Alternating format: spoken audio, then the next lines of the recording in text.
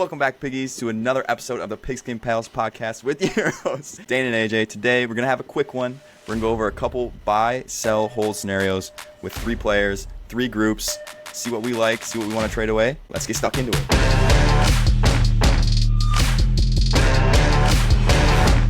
All right, so here are the first 3 players that we have to choose from. How we did to get these players was just randomly. We didn't want any biasy or anything like that. So we asked Siri to pick a number 1 through 200, and then whatever number she picked, we went to keep, trade, cut, and then we went plus and minus from 1 from that number. So the first one, I don't remember the exact number, but the players we have to choose from is tight end George Kittle, wide receiver Leggett on my team. He's just popping up left and right on our show. He's everywhere. We're gonna have to make a trade for him or something. Honestly. And then running back David Montgomery. So I think we're gonna be going from left to right. We're gonna go with Kittle first and decide between our buy, sell, and hold, and we'll show our sign when we have our selection made. I think we're going to be different in these. I really do. I think we're going to think about it a little bit differently. We're going to need 10 seconds. All right. I got here we go. Count us down. Ready? 3, 2, 1. Oh, we are baby. holding. We're holding. hold. I like it. What's your reasoning for holding? Between that or a buy, I think he is one of the difference makers that you can have on your team. Even though we just played down that one trade that Sam made for Kittle, like he can easily put up 20 points on your team, and he has probably 2 or 3 more years of playability, and his price just is really low. So that's why I was thinking he could be a buy, but I also thought maybe one of these other players is a cheaper value at the moment. I kind of agree. We're on the same page, I think, for the most part. I agree that he could be he's going to be a real difference maker. Just in general, he can put up the big weeks, but he also can put up the duds. But when he puts up the big weeks, it'll matter more than when he puts up the bad weeks. But I think if you want to sell him, you're not going to get what you want for him. And it's just not worth it. I'd much rather just have George Kittle than get not enough back for him. So, and a buy would have been okay here too. But I think people selling him, like I kind of just said, are looking for more than people are willing to give for him. So I think holding is the best call. If I actually had 10 more seconds, I think I would have switched to buy, because realistically, if you've had Kittle on your team and have experienced all the injuries, I think you'd be really willing to sell him instead of holding him. I think people are willing to sell him, but I think people are willing to sell him for a price that other people are not willing to buy him for, which is why it's for buying and selling. It's hard because if you want to buy, it's too expensive. If you want to sell, it's too cheap. No deal's really going to get done unless you just swap tight ends. They're basically the same. Shout out Sam and Luke. So I think hold's a good call there, honestly. Yeah. So we're all right. Moving on to Leggett. Let's get some answers on the screen for him. I got mine. Me too. Pulled up already. Let's go. Bang. Oh, I got the sell. I got the sell. I had the buy because I believe he was a value in our rookie draft already. He is a first-round wide receiver with a young team, new head coach and coordinator who's been working wonders with a lot of people. He's an athletic freak too. Lots of unknown potential. Probably he has a bunch of signs being written as bust, which is why he's so low. He was a mid to late second-round pick in our dynasty draft, which first-round wide receivers should never be going there. They should be going in the first round. So that's why I had him as a buy. It's because he could be just a lot more valuable than he is valued right now. Yeah, I mean, I get what you're saying. You're shooting for the upside, but I think people who drafted him, at this point, I think if you're in your rookie draft right now and you're on the clock at 205, 206 or whatever, or you're not on the clock, someone else is on the clock at 205, 206, and you can trade into that pick for a late second and a third, great, do it and get Xavier Leggett. That's great. But I think if you're trying to buy him afterwards, people who already have him are going to be I'm not going to sell him for that cheap. I think they're going to be a little bit more stingy too. So if you had him, what would you? If you had him, what would you be willing to sell him for? I know it's probably a hard question to say because you don't have him, so you don't know how to really feel. But I'm not giving anything after Keon Coleman. Yeah, I'm not giving anything. Which is exactly where he is. So yeah.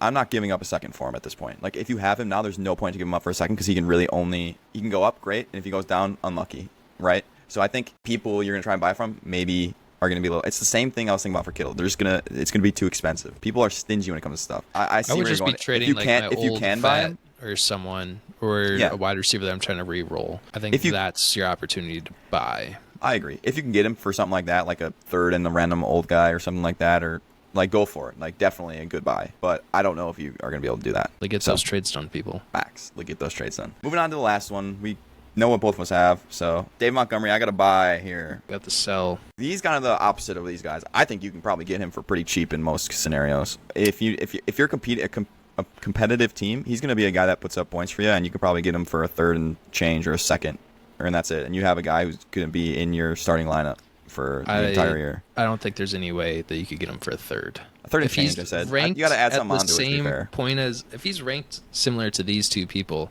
you think you can get one of these two people for a third and change also? That's what I'm saying, no though. way. Like, sure, yeah, maybe he's ranked here, but I think people have a much lower outlook on David Montgomery because he's a running back than these other two. I don't know. That's Riley, that's my get in our comments. If Yeah. I sent you a third round pick I didn't or say 2 thirds third. right now, I third didn't and say some just shit third, change, bro. would you accept that pick? I don't think didn't you say would. just the third. I don't even necessarily think a second round pick would get it done because think about I the do. running backs that were going there: Trey Benson, Blake Corum. I would much rather have David Montgomery than those people right now. Yeah, well, but think about the people who have Dave Montgomery that don't want him, like that are like if Ryan had Dave Montgomery, he'd probably want Trey Benson or other people. I think a lot of teams, like Riley was a bad team. I think he'll probably be a bad team again. No offense. He's probably a type of candidate that should sell a second for David Montgomery, or you know what I mean, sell Dave Montgomery for a second. So I don't know. I just think there's more likelihood you can get a deal done for Dave Montgomery than it is for these other two people, because he's not like a superstar like George Kittle, and he's not a young rook. So I think it's more likely you can get a reasonable deal done with Monty. Interesting. I went with sell just because I think this is the position of the most value. They're all kind of, at least Leggett, super unknown. Kittle, end of the career injury. Montgomery, he's still actually like a viable player, and you can get value out of him. And just that position, you can actually, someone should be willing to pay up for him. And who knows, like if Gibbs got hurt, this guy would be like a league winner too also. So that's why I went with sell, just the positional value, and we can move on to the next bunch of people. I'm ready. So we're starting from left to right. All right, left to right. Here we go. 3, 2, 1. Jonathan Taylor. You Both buying? in that buy again. Let's go. I'm gonna keep mine quick, and then you can go. I want to buy Jonathan Taylor because I think he's in my like top candidates to be the literal RB1 next year. I think he's gonna pop off in the new with like full year with AR, full year with him. I think it's gonna be sick. I have high hopes for him, so I'm buying him wherever I can. Agree with all of that. I was looking at it as these three players. Who would I want on my team the most? Who would I be willing to pay for out of these three the most to? It's easily hands down Jonathan Taylor that I would want. He is going to be that difference maker that I want on my team. So it was just as simple as that. And we can hop into the tougher decisions now. Yeah, these two are definitely a little bit tougher, but I think I got mine. I got mine also. 3, 2, 1. Hold. Ooh. I'm holding. All right. Explain yourself. This is going to be my explanation, honestly. Between these two guys, London and Odunze, I think you can absolutely get more for Drake London right now. And I think they could be very similar players going forward. Like, I think Odunze could be just as good as London this year, if not next year. And his value will go up. So I would love to hold that value, because the most you're going to get for Rome right now is probably like a first and a second. Right? People have been selling Drake London for 2 firsts and like crazy stuff, especially right after the Kirko news. So I'd rather hold my Odunze, pray that his stocks go up, and then go from there. And then, sell Those Drake trades were London in high. Superflex or regular? Yeah. People were so high on Drake London afterwards. If I could get 2 firsts for him, I would totally sell him also, but I wouldn't even think that was feasible. Were you saying that you could get similar production out of Rome and London after this year? Mm-hmm. Oh, that's where I differ. I see Rome being really flashy right now with the Caleb Williams pick. They're going to be building this future together and everything, but he's going into that same offense that the Seahawks just had, where he's going to be more like that DK Metcalf and not fall into that JSN trap as much, I think, this year. But I just fully don't trust the OC and the Bears organization to That's fair. make him super viable early out, and I believe that his value is going to be lower than it is right now. So I'm going to capitalize on, like, I believe out of any of these players, he's going to be the one to fall the most. So I'm selling him That's now fair. before That's anything. Fair. The only way I disagree, I think, is because he's, I don't know, what is Drake London third year going into basically at this point? Yeah, I think so. Yeah, it's his third year. He's had a lot of hype the first 2 years, right? Fourth year. Either way, and people are giving him a lot of like slack. It's like, oh, he didn't have a quarterback. If he doesn't have a good year with Kirk Cousins, there will be no coming back from where his value is going to go. Because they'll be like, okay, he'll never be a stud. He'll never be this. He'll never be that. So that's why I'd rather take the haul that you can probably get from him right now. And maybe it's not 2 firsts, but it's probably a first plus another really good receiver, first plus a second, and a decent receiver. Like, you can get a haul for Drake London. I'd much rather do that now and just like not have to deal with him falling off the face of the earth if he fails with Kirk. That was my whole thought. Yeah, I would, if there was a choice to like sell 2 players, I would sell both of them. Yeah, hands no, down. I agree. Because That's a good call. I'm by no means a Drake London stan. I don't think I've ever really drafted him or had any appeal to draft him because he is that big physical style receiver, which needs a lot to like go his way. Even though like people call him a great runner and everything, I don't know. I have a hard time buying into that. But I also don't watch a shit ton of film on him, so sure. I don't really know exactly how to rank him. But I know his ranking's really high. There's hopefully going to be a ton of upside, so I'm holding on to him and just still selling that player that I think might lose the most value. But if I could sell two players, I would definitely be selling London. I mean, if I had London on my team, I would be selling him. Absolutely. I think it was the easy buy for JT, and then these two, it's like it could go either way. Honestly, it's just opinion at that point. Like, yeah, and it's like before Kirk Cousins had Justin Jefferson, like he had Diggs and he had Adam Thielen and a bunch of like maybe some other options too, but he would spread the ball around a lot. Like he didn't target in on one alpha receiver. I mean, think about it, even with Justin Jefferson, Hawk still got a bunch of targets too. Yeah. Like, so this could be very well be the next like Hawk and JJ with like London and Pitts, but we'll see. I think like where London is being drafted right now and valued, like he has to have like 140 plus targets, and I don't think that's a necessary lock whatsoever. Yeah, I think he's got a lot of expectations that I don't know if he will hit, which is why I would much rather be betting on Pitts than London. I agree. And the last one, kind of like the tale of two types of players. We got two vets and one rookie. It's an interesting trio of rankings here. That happened in the first one, and was that in the last one? I don't remember. I don't know. I think I know what I want here. Don't know yet. Oh, I do. 2, 1. Oh, I'm holding Coop. Buying Mr. Cooper. I'm buying Mr. Amari Cooper. Amari Cooper. That's a good call. Do have to specify. I think he's probably, I don't remember what the rankings actually were. I think you could probably get him the cheapest out of all these guys. And I think he might put up the highest output. If we were starting in the regular season, like we're week 3, I think him or Cooper are going to be the toughest to buy. I could see. That's what I'm saying right now.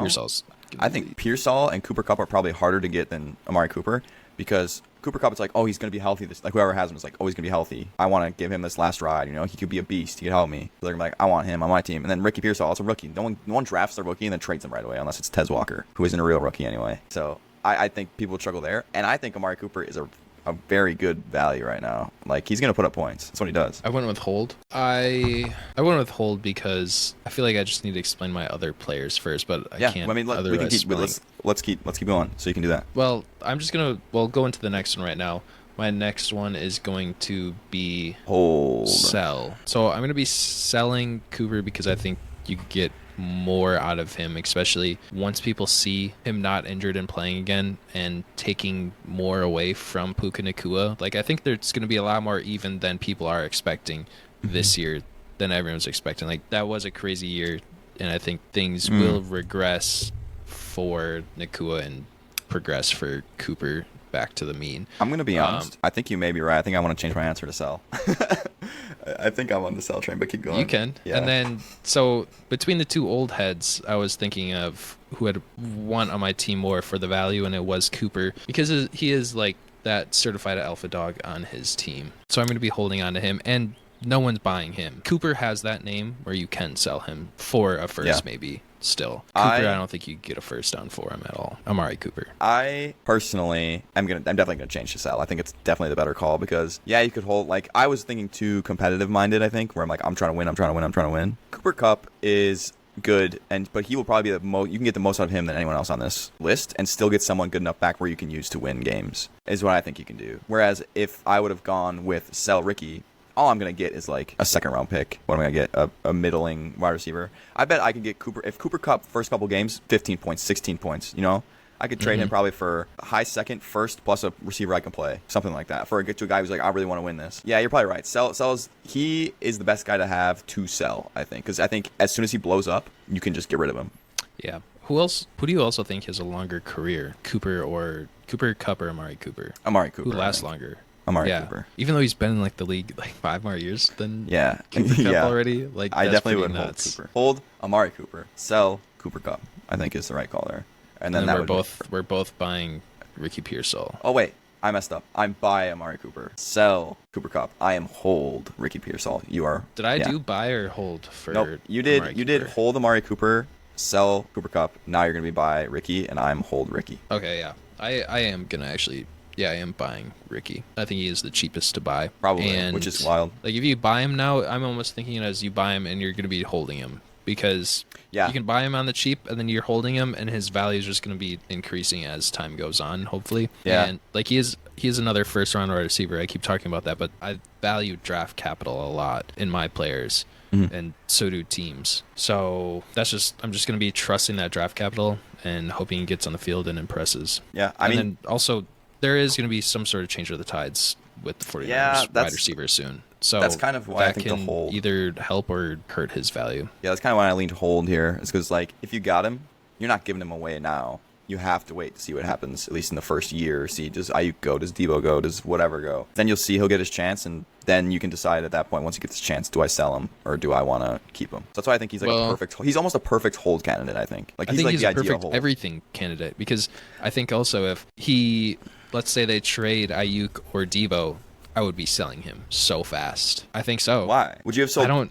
Well, here's the thing, right? I don't think he has a perfect profile to be like a crazy receiver. Sure, but like I think if they go, if you drafted him, I'm staying here, and I'm like, I'm it seeing would be a couple games. insanely hard. I'm seeing to games, and hold on to him or to not, to sell him. Like I would never want to sell him. Like that unproven potential, I would eat away at me.